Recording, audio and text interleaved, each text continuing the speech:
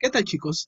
En este video vamos a hablar acerca de el contenido capitular número 2 del módulo, ¿sí? Como ustedes saben, la física se divide en ramas. Una de las ramas de la física se conoce como la mecánica. La mecánica de la física es la rama que se encarga del estudio del movimiento, ¿sí? Y se divide en dos principalmente. Algunos textos lo dividen en tres, ¿sí? Que son la cinemática, la dinámica y la estática, o cinemática y dinámica. En esta ocasión vamos a hablar de la cinemática, ¿sí? Como ven en el diagrama, es una rama de la física que estudia el movimiento. ¿Pero qué la hace diferente a sus otras dos subdivisiones de la mecánica? Pues es que a la cinemática no le interesan las causas que produce dicho movimiento, ¿no? Pero ella sí necesita de un sistema de referencia, que muchas veces es relativo y depende del punto de vista del observador, ¿sí? Pero repetimos, la cinemática es la rama de la física que se encarga del estudio del movimiento sin importar las causas que producen dicho movimiento. Está caracterizado por elementos, ¿sí? De los cuales podemos destacar la trayectoria, ¿sí? Si observamos tipos de movimientos, existen movimientos rectilíneos y movimientos curvilíneos, ¿sí?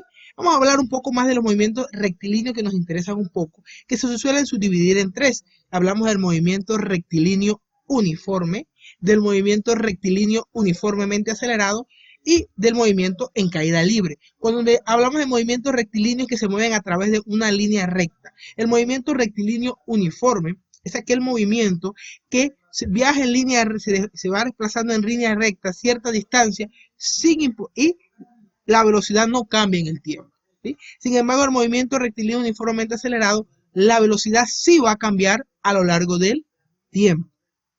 Y el movimiento en caída libre es ese que se desarrolla en el eje vertical y que, como ustedes recordarán, va afectado por el valor de la gravedad terrestre. Chicos, recuerden que la Tierra, y estamos comprendiendo que la Tierra interactúa con nosotros. Todavía no hemos dado ese concepto, unos conceptos para entender, pero la gravedad interactúa con nosotros y hace que vayamos dirigidos hacia abajo para que sea una manera más simple de entenderlo. Entonces, por eso existe el movimiento en caída libre que va trabajado mediante la aceleración que produce nuestro planeta sobre los cuerpos que habitan en él. Y el movimiento curvilíneo es aquel que traza una curva. Por ejemplo, tenemos el movimiento circular. Ese es un tipo de movimiento curvilíneo, ¿sí? Entonces, eso es la trayectoria, ¿sí? Depende también de la posición, ¿sí? Y hablamos de algunos elementos que se subdividen, que podemos destacar, que son la velocidad, el desplazamiento y la distancia recorrida, ¿sí? El desplazamiento y distancia parecen similares. Si yo le digo a usted que salga de su casa y se transporte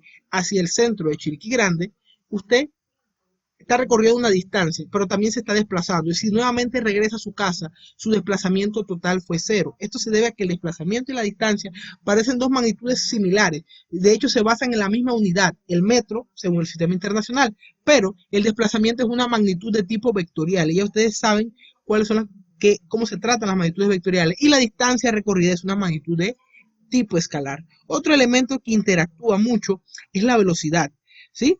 La velocidad se suele subdividir en rapidez y velocidad. Eso es un concepto para diferenciar que hay dos tipos de elementos que están descritos bajo las mismas unidades de velocidad, que son el metro por segundo en el sistema internacional. Y tanto la rapidez como la aceleración van descritos, solamente que la rapidez es una magnitud escalar y la velocidad es una magnitud vectorial. Y la velocidad solamente puede ser una velocidad media, una velocidad de tipo instantánea, la rapidez puede ser instantánea. ¿Estamos claros? Entonces, tenemos, para facilitar el estudio, podemos realizar gráficos, podemos estudiar el cuerpo y hacemos un gráfico de la posición del cuerpo versus el tiempo. Si hacemos este gráfico y tenemos un movimiento rectilíneo uniforme, nos va a salir una línea constante. Si obtenemos un movimiento rectilíneo uniforme acelerado, nos va a salir una línea creciente, ¿sí? Entonces, la pendiente de nuestro gráfico de posición versus tiempo en un movimiento rectilíneo uniforme es constante. Un movimiento rectilíneo uniforme acelerado es la velocidad en cada intervalo. Si hacemos un gráfico de velocidad versus tiempo, nos va a dar una recta en el caso de que sea un movimiento rectilíneo uniforme, una recta constante. En el caso de que sea un rectilíneo uniforme acelerado, nos va a dar una recta creciente, ¿sí? Y la pendiente de dicho gráfico es la aceleración. Y en un gráfico de aceleración, pues todos sabemos que si encontramos el área bajo la curva, podemos encontrar la velocidad y el desplazamiento, ¿sí? La aceleración siempre es constante en estos movimientos. Eso es bueno resaltarlo, ¿sí? Vamos a hacer un repaso ahí para recordar básicamente la teoría de cinemática. Recordemos que cinemática es un contenido, este contenido ya lo vimos el año pasado, así que todavía engrosa en el tema de reposo, ¿sí? Hablar de cinemática es hablar de la rama de la física que se encarga del estudio del movimiento, sin importar las causas que lo producen. Hay dos tipos dependiendo de la trayectoria, ya sea rectilínea o curvilínea, ¿sí? Entonces, hay elementos que interactúan como la velocidad, el desplazamiento, la distancia recorrida, la aceleración, se puede realizar las gráficas de ella, y la rapidez y la velocidad. ¿Sí?